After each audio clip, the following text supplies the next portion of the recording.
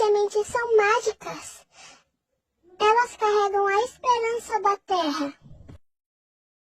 Se vocês cuidarem dela com amor, a floresta vai renascer. Vamos preparar a terra juntos. E cada amor faz diferença. E agora é hora de plantar e deixar a magia da vida florescer.